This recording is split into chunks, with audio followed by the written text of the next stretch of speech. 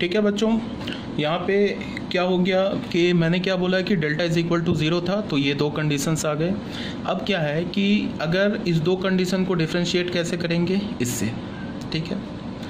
तो यहाँ पे इनफैक्ट हम करेंगे क्या कि जब हमारे पास कोई भी दो प्लेन, तीनों प्लेन नॉन पैरेलल आ जाए, तो हम क्या करेंगे कि किसी भी दो प्लेन को हमने लैम्डा से और म्यू से मल्टीप्लाई करके तीसरे प्लेन के से इक्वेट कर दिया, ठीक है। तो वहाँ से हमें क्या होगा कि जब हम इक्वेट करेंगे तो ऐसे करके ना, ऐसे करके हमें क्या होगा, एक लैम्डा म्यू में इक्वेशन आ जाएगा। जैसे यहाँ पे हमने क्या किया है कि इसको तुम ऐसे देखो, यहाँ पे हमने 4 इक्वेशन को लैम्डा से मल्टीप्लाई किया, 5th इक्वेशन को म्यू से मल्टीप्लाई किया है और 6th इक्वेशन के इक्वल कर दिया। यहाँ से हमें क्या मिलेगा, जब एक बार x के कोफिशिएंट को इक्वेट करेंगे तो लैम्डा म्यू में एक इक्वेशन आ जाएगा, फिर जब y के कोफिशिएंट को इक्वेट करेंगे तो लैम्डा म्यू में एक इक्वेशन आ जाएगा, फिर जब हम z के कोफिशिएंट को इक्वेट करेंगे, ध्यान से सुनो, फिर लैम्डा म्यू में एक इक्वेशन आ जाएगा।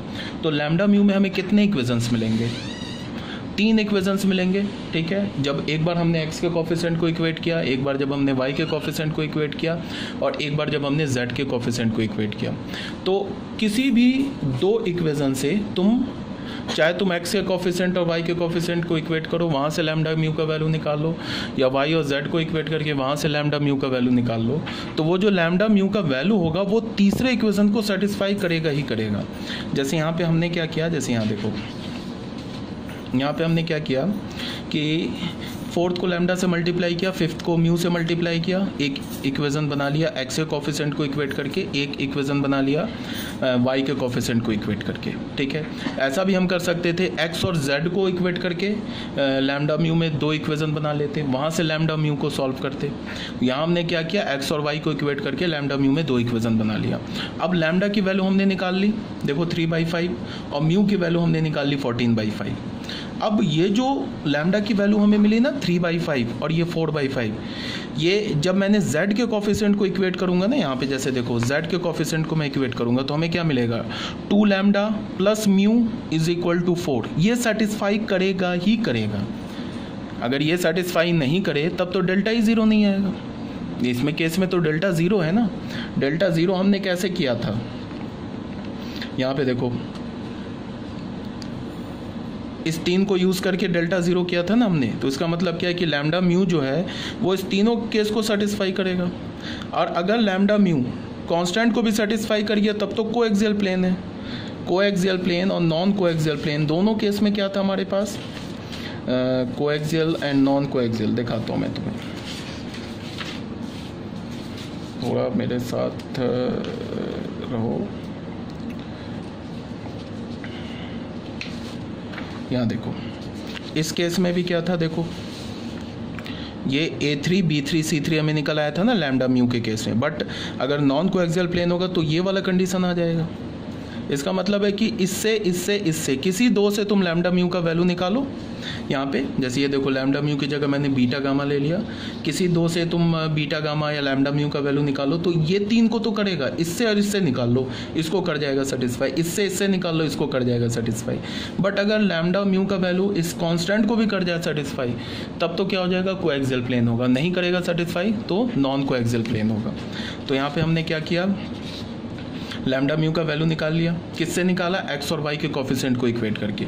यहाँ पे बच्चों हमने z का कोफिशिएंट को इक्वेट किया है, तो वो तो करना ही करना सेटिस्फाई हो ही जाएगा। देखो z को इक्वेट किया तो 2 लैम्डा प्लस म्यू का वैल्यू यहाँ डाला तो हमें क्या मिल गया, 20/5 4, और वो 4 के इक्वल है। देख लो ये जो इक्वेशन है ना, z का कोफिशिएंट 4 के इक्वल है ना, करिए ना सेटिस्फाई। ये तो करना ही करना है। बट अब क्या होगा, देखो यहाँ मैंने लिखा है ये तो सेटिस्फाई करना ही था क्योंकि डेल्टा बराबर 0 हो गया। अब हमें करना क्या है कि नाउ चेक, इसको हमने चेक किया, अगर लैम्डा म्यू का वैल्यू इसको अगर तुमने यहाँ पे डाला, अगर D3 के इक्वल आ गया, तब तो सिस्टम ऑफ इक्वेशन क्या होगा, कंसिस्टेंट होगा and infinitely many solution single parameter में होगा। अगर D3 के इक्वल नहीं आया, तब तो सिस्टम ऑफ इक्वेशन क्या होगा, इनकंसिस्टेंट होगा एंड हैव नो सॉल्यूशन। यहाँ पे ये बात मैंने लिखा है, lambda D1 plus mu D2 को हमने डाला, क्या आ गया हमें 2, जबकि D3 क्या है हमारे पास, D3 है, D3 क्या है, सॉरी दिस इज अगर हम D3 की बात करेंगे ना, तो D3 किसके इक्वल है? यहाँ हमारे पास क्या आ रहा है 2, बट हमारा D3 क्या है? ये है ना D3 2, ठीक है। D3 2 है, बट आया किसके इक्वल? -22/5 के इक्वल। वो तो 2 के इक्वल नहीं आया, D3 के इक्वल नहीं आया। इसका क्या मतलब है कि लैम्डा इज इक्वल टू -7/2 रखने से सिस्टम ऑफ इक्वेशन जो है इनकंसिस्टेंट है and have no solution. Question कहाँ से शुरू हुआ था? एक बार फिर से क्वेश्चन हमारा शुरू हुआ था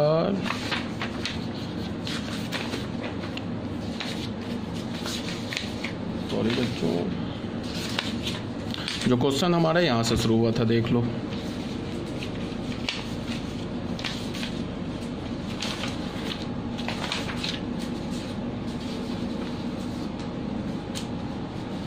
ठीक है, क्वेश्चन जो था